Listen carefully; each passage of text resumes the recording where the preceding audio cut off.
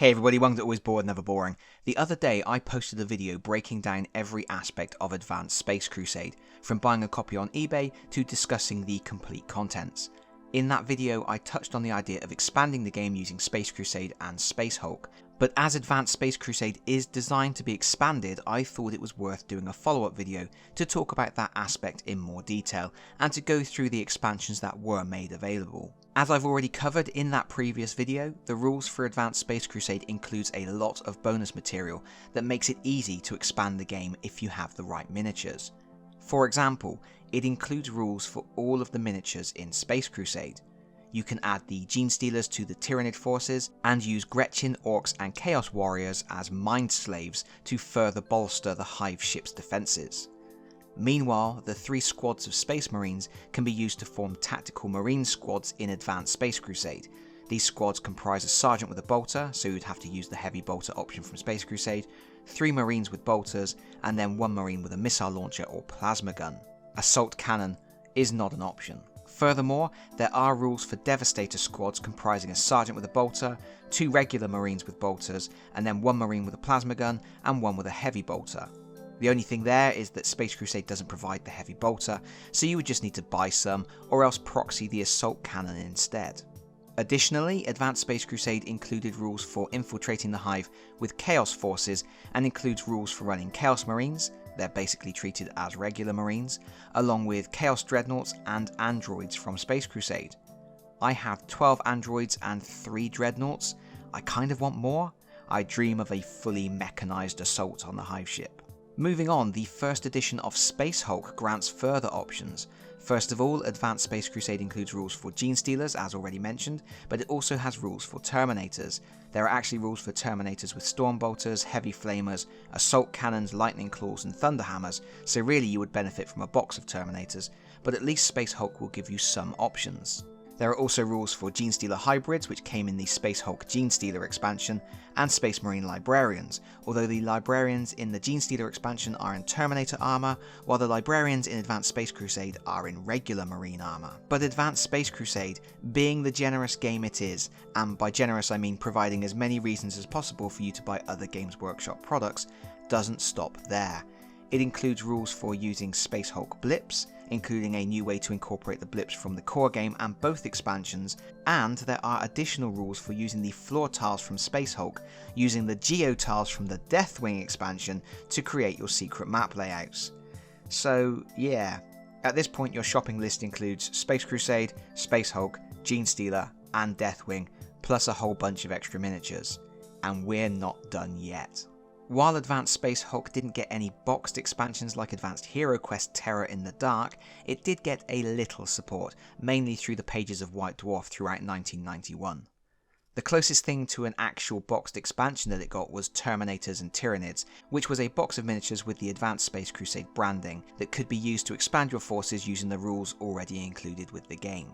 These were all plastic miniatures repurposed from other places. The set included 3 of the Tyranid warriors with the choice of bone swords or death spitters, and 2 more squads of the Scout Marines, the same as you got in the core set. Then there were 6 Terminators and 12 Genestealers from the first edition of Space Hulk, and 2 Librarians and 4 Genestealer hybrids from the Space Hulk Genestealer expansion. While the Terminators, Tyranids and Genestealers are welcome additions, especially for people who don't have Space Hulk, the other stuff seems a little bit less useful to me. Scout squads have their place, and you may feel you need more than the 3 that came in the base game, but 5 seems a lot unless you are playing an absolutely massive game, especially as those same miniatures would go on to appear in Ultramarines, Tyranid Attack and Lost Patrol.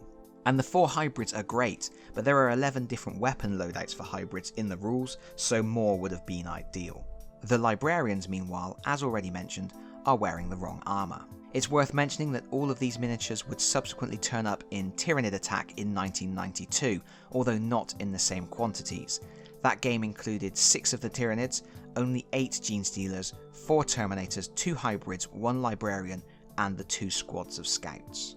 In addition to the miniature pack, extra rules were included in 2 issues of White Dwarf magazine. Considering how much extra content for Advanced Hero Quest appeared in White Dwarf, this seems a little meagre, but each issue was packed with extra stuff. In issue 132, And by the way, in the US, the numbers are, I believe, one behind the UK numbers. There were comprehensive rules for running Imperial Guards. You could run them independently or as part of a Marine force. I'm not going to go into a lot of the detail on these rules here, as they are available for free online, but they included a complete force list and rules for new weapons, namely grenade launchers, las cannons, and the suitably joyful human bombs. If you're interested to know which troops Imperial forces could contain, there were officers, command sections, tactical squads, assault squads, beastmen, ogrins, and those aforementioned human bombs. As an aside, I also wanted to point out that this issue of White Dwarf magazine included errata for Advanced Space Crusade. Those were the days. White Dwarf issue 134 also included new rules for Advanced Space Crusade. Incidentally, this issue also included new rules for incorporating orcs and tyranids into regular Space Crusade. It's a fantastic issue. The new rules allow you to invade the Hive with orcs instead of marines. There were complete rules for various orc mobs and leaders, weird boys with psychic powers, plus new weapons including combi weapons and the shock attack gun. The orc forces included warboss retinues with knobs, mechaniacs, runt herds, pain boys and weird boys, big mobs, mad mobs, wild mobs, boys, snotlings, gretchins, and ogrins. Far too much to go through here, but again, you can get this stuff for free online. And as a bonus, issue 134 also included a new map tile. You just had to copy it, stick it on some card and cut it out, and then you had a 7th map tile to expand your game.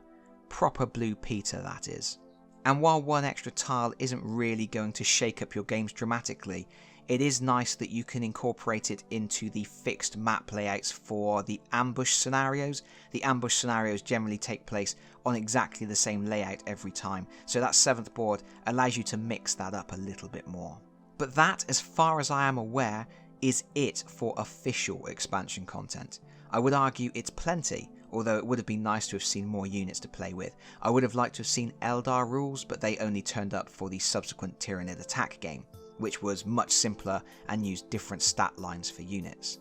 But at least with all of this you can run 4 different forces against the Tyranid menace in Advanced Space Crusade, and that's more than enough to be getting on with. Good luck collecting all the miniatures if you want to use period rogue trader stuff though. It's going to require some deep pockets. And that's all I've got to say, I think. I hope someone somewhere has found this interesting and or useful, but that's it from me for now. Thank you so much for listening. If you've enjoyed the video, please consider pressing the like button. If you really enjoyed the video, please consider subscribing if you don't already do so, and hopefully I will see you all again very soon. Bye bye everyone. Bye bye.